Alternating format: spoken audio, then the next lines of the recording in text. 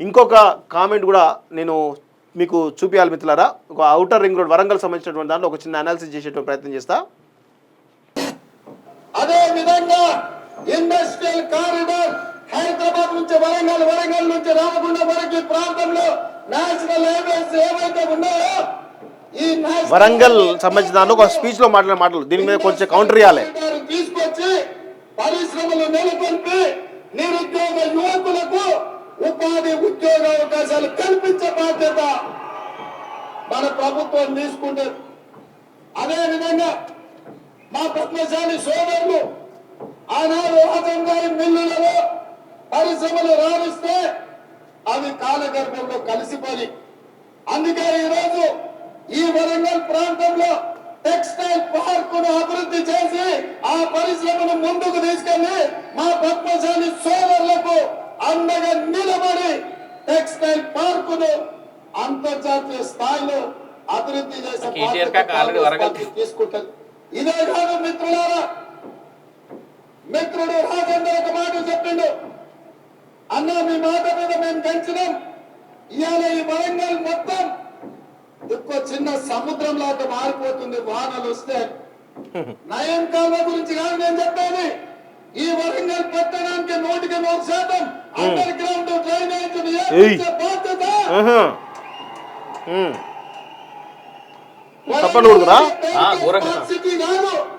చూడడానికి చెప్పుకోవడానికి అంతర్జాతీయ స్థాయిలో పెట్టుబడులు వచ్చినప్పుడు ఒక అందమైన నగరంగా, చారిత్రాత్మకమైన నగరంగా 1000 స్తంభాల గుడులతో పాటు కాకతీయ సామ్రాజ్యంలో నిర్మించిన గొప్ప గొప్ప చారిత్రాత్మకమైన కట్టడాలకు పేరు తెచ్చే విధంగా, వచ్చే విధంగా వరంగల్ పట్టణాన్ని అభివృద్ధి చేస్తాం.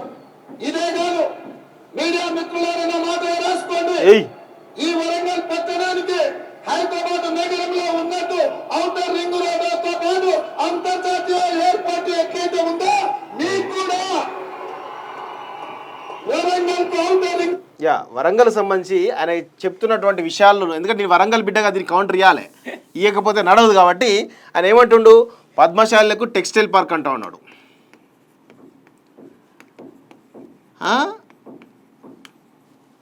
రేవంత్ రెడ్డి నీ ప్రభుత్వంలో ఏ పద్మశాలి బిడ్డకు నువ్వు న్యాయం చేసినావు?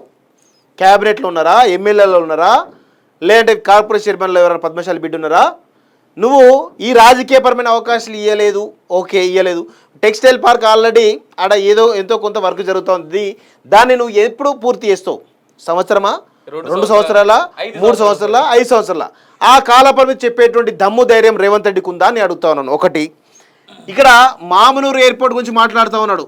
అసలు మామునూరు ఎయిర్పోర్టు ఎప్పుడో ఉంది, కొంచెం డెవలప్ చేయాలి వాస్తవంగా. ఎందుకంటే ఎప్పుడు కానీ ఒక ఎయిర్పోర్ట్ నిర్మించాలంటే అక్కడ ఇండస్ట్రీస్ అనే ఏర్పాటు కానీ ఒక రవాణా సౌకర్యం ఉంటే అది ఏర్పడడానికి అవకాశం ఉంటుంది. ఆల్రెడీ మామునూరులో ఎయిర్పోర్ట్ ఉంది, దాన్ని డెవలప్ చేయడానికి అవకాశం ఇమ్మీడియట్గా అయిపోతుంది. ఏంటంటే కొంత ఫ్లో అనేది జరిగితే ఇమ్మీడియట్గా అది ఏర్పాటు అవుతుంది. అది ఆల్రెడీ కేసీఆర్ విస్మరించిండు, కేసీఆర్ ఆ పని చేయలేదు కాబట్టి అది మూలపడ్డది. వాస్తవంగా ఎవరో ఊరికనే అక్కడ పెట్టడానికి అంతే ఆషామాషి వ్యవహారం కాదు, గుర్తుపెట్టుకోండి రేవంత్ రెడ్డి. ఒకటి, ఇంకా రింగ్ రోడ్డు గురించి మాట్లాడుతూ ఉన్నాడు కదా.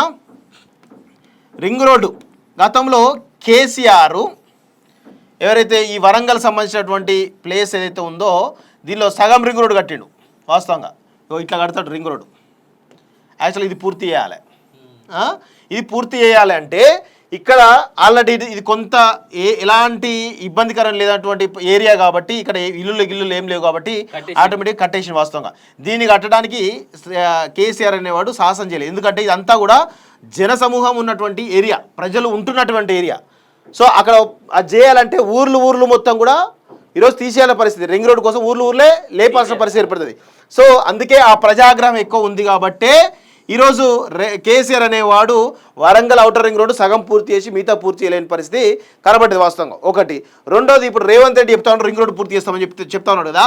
ఇక్కడ నిజంగా నీకు చిత్తశుద్ధి ఉంటే ఈ గ్రామాల ప్రజలని ఈరోజు మీరు కన్విన్స్ చేసేటువంటి, ఒప్పించేటువంటి దమ్ము ధైర్యం మీకు ఉందా అని అడుగుతా ఉన్నాను. ఒకటి, నిజంగా ఇప్పుడు ఈ రింగ్ రోడ్ స్టేట్మెంట్ తోటి ఈ చుట్టుపక్కల ఉన్నటువంటి ఒక 40-50 గ్రామాల ప్రజలందరూ కూడా ఈ రింగ్ రోడ్ తోటి మీ యొక్క ఉపాధులు కానీ, మీ ఇల్లు కానీ, గిల్లు కానీ, మీ భూములు కానీ అన్ని పోతాయి కాబట్టి వీళ్ళు ఎవరు కూడా ఓట్లు వేసే పరిస్థితి లేదు.